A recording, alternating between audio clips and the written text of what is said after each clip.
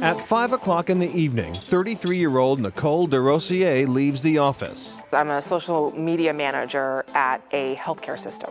That's her day job. At night, DeRosier works as a fitness instructor. When I got out of college, I just really felt uncomfortable in my own skin. I knew I wanted to get back into working out, but I cannot work out on a treadmill. I can't be that gym rat. That's not who I am. And one of my old administrative assistants from like my first job out of college was like, have you ever heard of Zumba? And I took a class, I was hooked. First came Zumba, then Bali X, bar, and spin. DeRosier is certified to teach them all. I wanted to make sure that I was versatile. Let's go, let's go!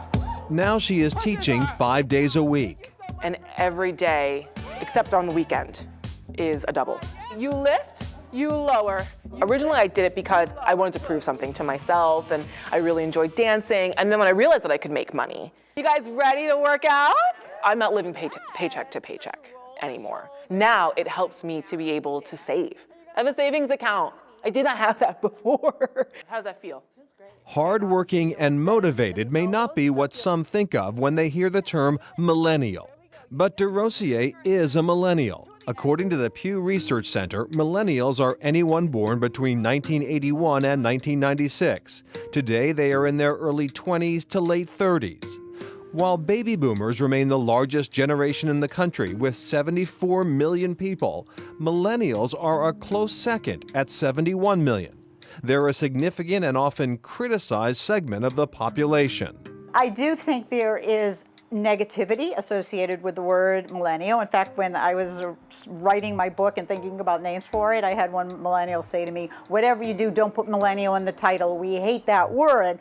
And I always say to people, millennial is no different than baby boomer or Gen X. It's defining your birth years.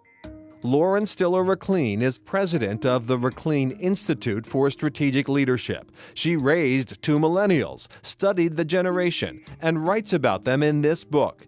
You raised us, now work with us. Are they disloyal? They're not as committed as we are. I think all of these stereotypes are not fair and they're not correct. I don't think they're an entitled generation. I do think they are a very confident generation, which I think can put people off. We were told if we were not raising kids who were confident and had a lot of self-respect, then we were failing as parents. I do think there's a sense that every generation thinks the next one coming up has it easier.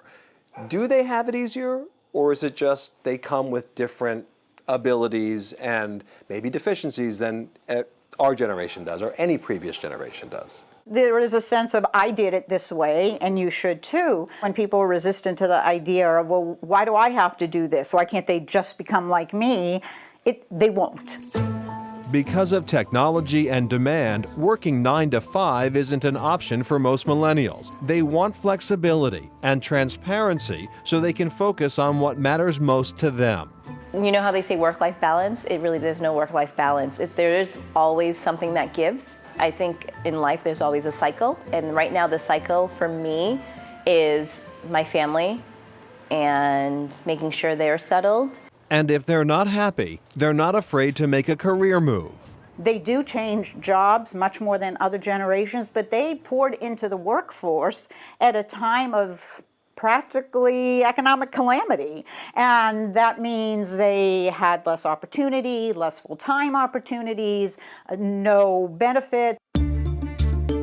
For millennials, Raclean says, where they work is not important. Millennials are very loyal, but they are loyal to people, not to organizations. So what that means is that if they're working for somebody who has their back, who will help them get ahead, who will work with their growth and development in the workplace, they're as loyal as anybody else. But as a generation, again, with high debt and worried about job security and everything else, they are not going to be loyal simply because they may be in a brand name institution.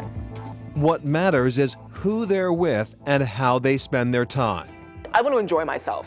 For sure. Like, yes, I need a new car. Yes, we need to move out of our apartment. There are definitely things that, I still want to be able to do. I'm going to Italy in a month, and I'd put my money there versus the house. DeRosier says saving for a vacation is attainable, but for millennials, much of the rest of the American dream remains out of reach. So many young people today in the workplace can't even expect to earn what their parents are earning because the outlook for them is that constrained compared to other generations. It's really the first generation in which the data suggests that they may not be able to outdo their own parents economically. And Lauren Stiller-Clean goes on to say, for millennials, markers of adulthood include leaving home, getting married, and having children. But a lot of times that doesn't happen now until their 30s. Well, and there is research indicating that maybe we should be looking now at the 20s in a new way and looking at that period of time as emerging adulthood. And if we understand that concept, that will help us to interact and mentor millennials in a more focused way if we realize that they're really still in this period where they're almost transitioning into adulthood. Interesting. All right, next, side hustling to survive.